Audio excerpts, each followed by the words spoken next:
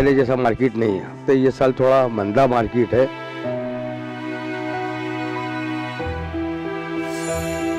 આ વખતે બહુ પરિસ્થિતિ ખરાબ છે. અમે 4 મહિના પહેલાથી નવરા બેઠા છીએ. અત્યારે રિટેલમાં બી કોઈ ગ્રાહકી નથી.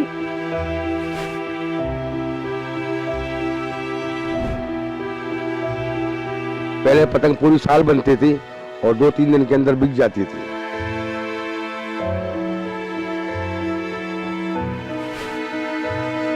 जो इंसान 200 पतंग लेके जाता था उड़ाने के लिए, वो इंसान 100 पतंग लेके जाता है।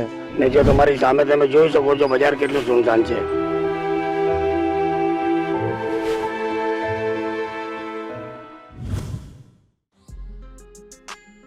અમદાવાદની ઉત્તરાયણ અને તેના પતંગો ગુજરાત સહિત દેશભરમાં પ્રખ્યાત છે.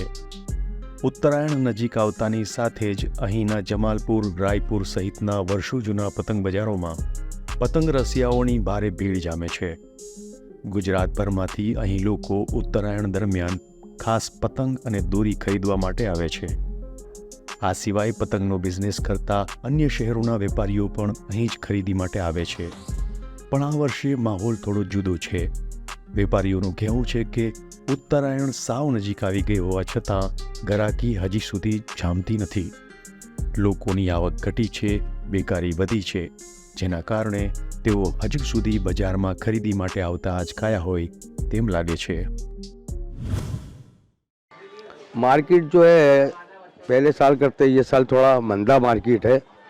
जो इंसान 200 पतंग लेके जाता था उड़ाने के लिए, वो इंसान 100 पतंग लेके जाता है। पहले जैसा मार्केट नहीं है पतंग का। अभी दिन पे दिन पतंग का धंधा थोड़ा डप होता चला जा रहा है। इतना करंट नहीं है पतंग के अंदर जो पहले था। जो पहले बच्चे 15 दिन पहले, 1 महीने पहले पतंग उड़ाते थे। अभी ये केवल सीजन का ही धंधा रह गया है। खाली सीजन के ऊपर ही, जैसे कि राखी है, पिचकारी है, ऐसे ही पतंग का हो जाएगा। पहले पतंग पूरी साल बनती थी और 2-3 दिन के अंदर बिक जाती थी पूरी साल की पतंग। अभी कैसा है कि इतना डिमांड पतंग का है नहीं। और जोधपुरी, जो रामपुरी पतंग वो ज़्यादा चलती है और प्लास्टिक की, बाकी पतंग इतने खास। અમદાવાદના જમાલપુર સહિતના બજારોમાં બનતી પતંગો માટે જરૂરી સામગ્રી કલકત્તા, હૈદરાબાદ, દિલ્હી સહિતના વિસ્તારોમાંથી આવે છે. આ રો મટીરિયલના ભાવમાં હમણાં વધારો થયો છે. પતંગમાં વપરાતી કમાનમાં ઉદય ચડી જવાથી 50% જેટલો માલ ખરાબ થઈ જાય છે, જેથી પતંગનો ભાવ પણ વધ્યો છે.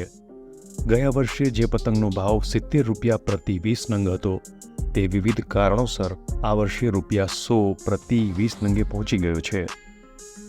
આ બધા કારણોસર હજુ સુધી બજારમાં ગ્રાહકોની ભીડ જામતી નથી. આ વખતે બહુ પરિસ્થિતિ ખરાબ છે. અમે 4 મહિના પહેલાથી નવરા બેઠા છીએ. અત્યારે રિટેલમાં બી કોઈ ગ્રાહકી નથી. ને ગ્રાહક આવે છે તો બહુ સોચી સમજી વિચારીને માલ ખરીદે છે. એ અમારું હોલસેલનો બિઝનેસ છે મેન. રિટેલ અમારે 2-4 દિવસ ચાલે છે. એમાં બી લોકો જે સ્ટોક કરે છે વેપારી મોટા એ લોકો બી એટલી ખરીદી કરી નથી. મંદી એટલી ખરાબ છે ને અમારા ધંધામાં નહીં, બધા ધંધામાં એ પોઝિશન છે. ને જે તમારી સામે તમે જોઈ શકો છો બજાર કેટલું સુનસાન છે. અમે દર વર્ષે અમારું રેકોર્ડ છે 12-1 વાગ્યા સુધી અમે વસ્તી કરી નથી જાન્યુઆરીમાં. અત્યારે અમે 9-10 વાગે ઘર ભેગા થઈ જઈએ. અમદાવાદના પતંગ બજાર પર અહીં સેંકડો પરિવારોનું ગુજરાન ચાલે છે. ઉત્તરાયણનો તહેવાર ભલે એક દિવસ પૂરતું ઉજવાતો હોય, પરંતુ અમદાવાદના આ પતંગ બજારો આખું વર્ષ પતંગોનું ઉત્પાદન કરે છે. જો કે આ વર્ષે જે સ્થિતિ પેદા થઈ છે તેના કારણે આગામી વર્ષોમાં આખું વર્ષ પતંગો બનશે કે કેમ તે સવાલ આવીને ઊભો રહ્યો છે. ગ્રાહકોની ઘટતી ખરીદ શક્તિ, મંદી, બેકારી, બેરોજગારી જેવા અનેક પ્રશ્નોને કારણે લોકો પતંગ ખરીદવાથી વિમુખ બની રહ્યા છે. તેમાં એક ફાળો સ્માર્ટફોનનો પણ છે. આશા રાખીએ કે અમદાવાદના પતંગ બજાર પર છવાયેલું મંદીનું આ ગ્રહણ વહેલી તકે દૂર થાય અને પહેલાં જેવી જ એની જાહો જલાલી પરત ફરે.